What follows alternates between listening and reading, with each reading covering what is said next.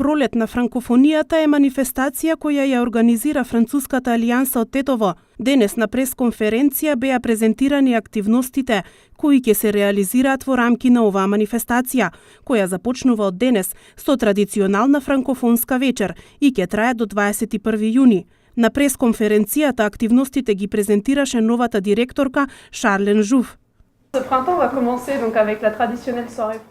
ќе почнем со представување на отварањето на овие франкофонски активности кои почнуваат оваа вечер со традиционалната франкофонска вечер во 19:30 часот, на која сте сите поканети во кафе барот Шенdeвере.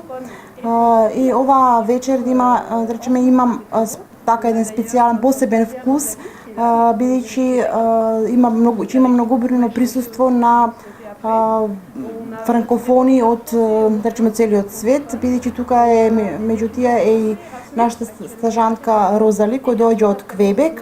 Ќе има француски волонтери, како и волонтери од другите европски земји. Ќе има студенти, француски студенти кои се дојдени тука со програмата Еразмус и моментално се наоѓаат во Тетово, а исто така ќе има, значи, многу присутни франкофони и франкофили оваа вечер. Во петок на 24 март на еден форум за францускиот јазик, младите и вработувањето, кој што е организиран од страна на Францускиот институт во Скопје. Еднометничка нота ќе биде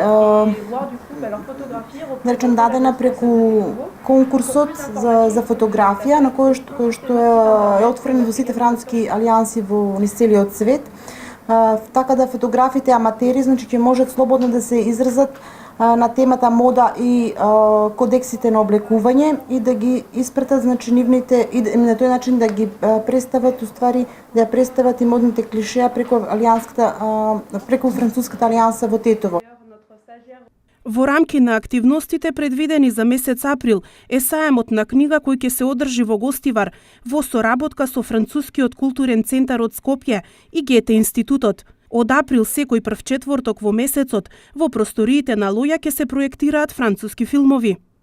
Активности предвидени за месец мај се, значи, кинеклубот во Лоја, кој што ќе се одржи на 4 мај, како и ќе има и франкофонска вечер, значи, во текот на мај месец. Ако сте љубители или барате малку, да речеме, екзотика, ве поканувам да ја посетите изложбата, односно на портретите на африкански племиња, чии што портрети се реализирани од страна француски фотограф, господинот Доминик Готје.